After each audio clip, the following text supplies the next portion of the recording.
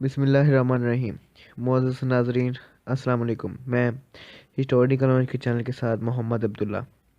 آج کی ویڈیو میں ہم آپ کو سلجوق سلطنت کے بانی سلطان تغرل کے بارے میں بتائیں گے کہ کیسے انہوں نے اپنی سلطنت کا قیام کیا اور کیسے انہوں نے اپنے باوجات کی حکم کو پورا کر کے اپنی سلطنت کی بنیاد رکھی،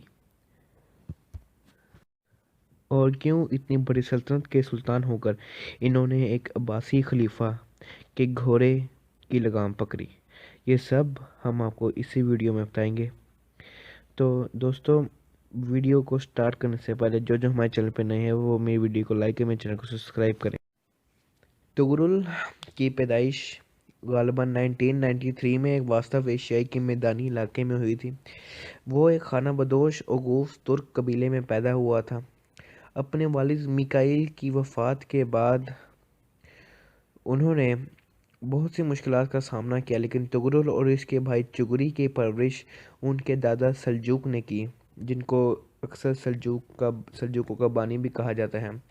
اس دور میں بظاہر ایسا لگتا تھا کہ سلجوق خاندان نے اسلام قبول کر لیا تھا، کم از کم سلجوق نے تو اسلام قبول کر لیا تھا۔ 1020 کی دہائی میں تغرل اور اس کے دوسرے رشتہ دار بخارا کے کاراخانیوں کی خدمت کرتے تھے۔ 1026 میں غزنوی سلطان محمود غزنوی نے کاراخانیوں کو بخارا سے نکال باہر کیا۔ سلجوق کا بیٹا ارسلان اس سرزمین کے قریب ہی اپنی زندگی گزارنا چاہتا تھا، قبیلے کے ساتھ، جہاں اس نے محمود سے فوجی امداد کے بدلے علاقے میں آباد ہونے کی شرط رکھی۔ تاہم محمود نے ارسلان کو جیل میں ڈال دیا، جہاں وہ جلد ہی مر گیا، اور دوسری جانب تغرل اور چغری اپنے خاندان کے ساتھ کاراخانیوں کے ہی وفادار رہے۔ حالانکہ 1029 میں ان کے درمیان اختلافات پیدا ہو گئے تھے، لیکن وہ ایک جنگ نے ختم کر دیا جس میں کاراخانیوں کو شکست ہوئی اور سلجوقوں کو یہ پہلی جیت ثابت ہوئی۔ کاراخان کے حکمران علی کی موت کے بعد تاہم سلجوقوں نے خراسان کے حکمران ہارون سے اپنی بیعت تبدیل کر لی، لیکن 1035 میں اوغوز کے حکمران شاہ ملک نے انہیں پسپا کر دیا۔ سلجوقی پھر ارسلان کی بتائی ہوئی جگہ پر چلے گئے۔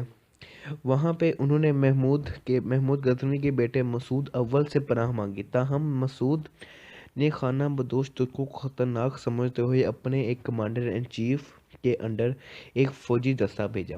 فوج کو جلد ہی سلجوقوں نے شکست دی، جس نے مسعود کو بہت ہی کمزور کر دیا اور اس کو اپنے کئی علاقے سلجوقوں کے انڈر دینے پڑے، جہاں اس نے ترک قبیلوں کو آباد کیا۔ 1037 میں سلجوقوں نے غزنویوں سے بغاوت کر دی اور سلجوقوں نے پھر آہستہ آہستہ خراسان کے شہروں پر قبضہ کرنا شروع کر دیا، اور اصل بغاوت تو تب شروع ہوئی جب تغرل نے خود کو خراسان کا سلطان قرار دے کر محمود غزنوی کی سلطنت سے سب سے بڑی بغاوت کی اور خراسان کا حکمران بن بیٹھا۔ مسعود کو جب پتہ چلا کہ تغرل نے بغاوت کر دی ہے تو اس نے ہرات اور نشا پور سے سلجوقوں کو نکال باہر کر دیا۔ اس نے جلد ہی خراسان سے سلجوقی خطرے کو مکمل طور پر ختم کرنے کے لیے مرو کی طرف کوچ کیا۔ اس کی فوج 50,000 آدمی اور 12 سے 60 جنگی ہاتھیوں پر مشتمل تھی۔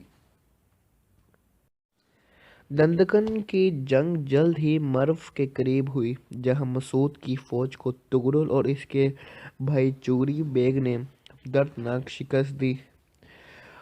اس طرح مسعود نے تمام خراسان پر مستقل طور پر کنٹرول کھو دیا، اور اس فتح نے سلجوق سلطنت کی بنیاد رکھی جو اب تیزی سے مغرب کی جانب پھیل رہی تھی۔ تغرل نے اپنے بھائی چغری کو خراسان کا گورنر مقرر کیا اور غزنویوں کی زمینوں کو فتح کرنے نکل پڑا۔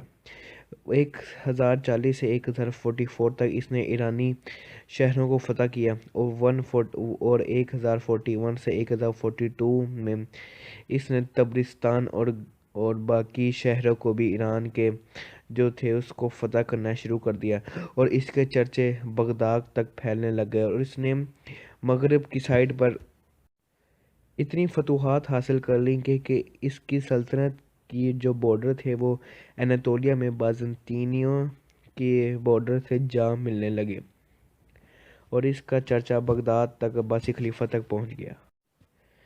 1055 میں اسے عباسی خلیفہ نے بغداد کو لٹیروں سے بچانے کا حکم دیا۔ اس کا ایک منہ بولا بھائی تھا ابراہیم، اس کے ماتحت اس نے ترکمان فوج کی بغاوت روکنے کی کوشش کی، جس کے نتیجے میں 1058 میں فاطمی خلیفہ کے ہاتھوں شہر کا بہت نقصان ہوا، بغداد شہر کا، کیونکہ اس کے سپاہیوں نے بغداد کے شہر میں بغاوت کی۔ 2 سال بعد تغرل نے بغاوت کو کچل دیا اور بغداد میں داخل ہوا، ایک عالی شان سلطان کی حیثیت سے عباسی خلیفہ کے گھوڑے کی لگام پکڑتے ہوئے، اور اس نے عباسی خلیفہ کی بہن سے شادی کر لی۔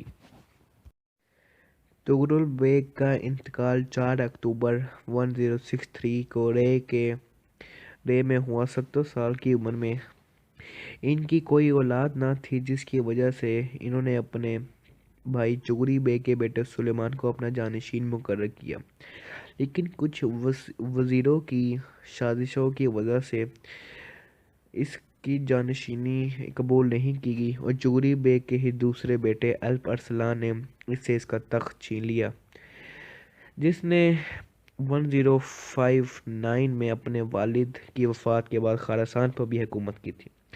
الپ ارسلان نے فوری طور پر پوری سلطنت پر اپنا اختیار قائم کر لیا، اور تغرل اور چغری کی زمینوں پر حکومت کرنے والا پہلا سلجوقی حکمران بن گیا۔